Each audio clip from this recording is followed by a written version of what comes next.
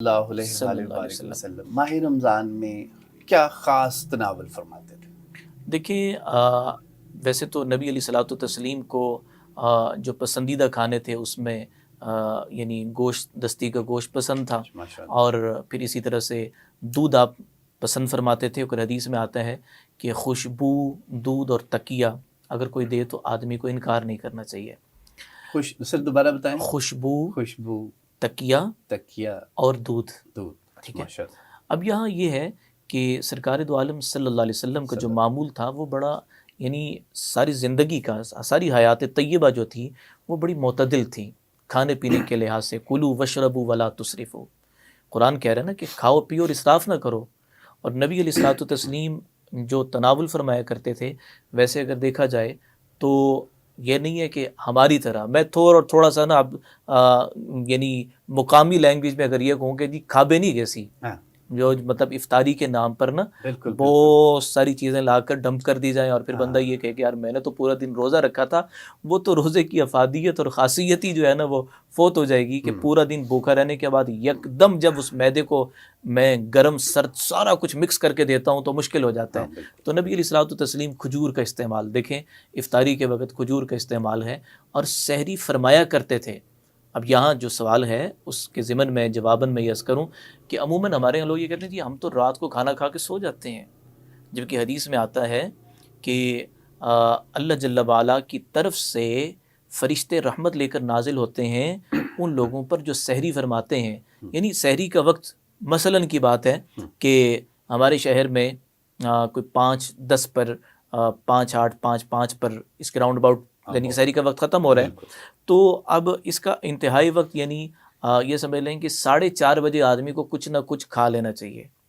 کھجور کھا لے، پانی کا آدھا گلاس پی لے، ٹھیک ہے، کوئی اور اگر چائے کہوا لینا ہے، آج کل اب تو معتدل موسم میں یعنی ہم رمضان ہمارے ہاں آ رہا ہے، ٹھیک ہے، تو ہر آدمی اپنے حساب سے دیکھ لے کہ کون سی چیز زیادہ صحت کے لیے مفید ہو سکتی ہے۔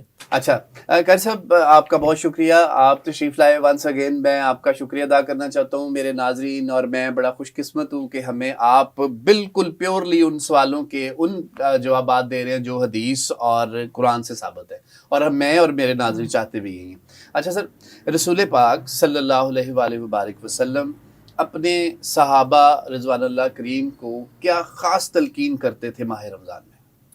دیکھیں نبی علیہ الصلوۃ والتسلیم کی طرف سے جو چیز ہے وہ یہی تھی کہ روزہ حصول تقویٰ کا ایک بہت بڑا ذریعہ ہے، اور تعلیمات نبویہ صلی اللہ تعالیٰ علیہ وسلم اگر اٹھا کر دیکھیں تو رمضان صرف روزے کا عنوان نہیں رکھتا، ہمیں غزوہ بدر رمضان المقدس میں نظر آتی ہے، بالکل، یعنی تیار کیا گیا کہ اپنی جان اپنا مال جب حکم آئے رب العالمین کا تم نے حاضر کر دینا ہے۔ اور پھر قرآن جو سراپا سچائیوں کی دعوت، سچائیوں کی تبلیغ، سچائیوں کی رہنمائی، سچ کا منشور، انسان کی ہدایت پر جس کا عنوان مبنی ہے، تو سرکار دو عالم صلی اللہ علیہ وسلم نے صحابہ کی تربیت فرمائی۔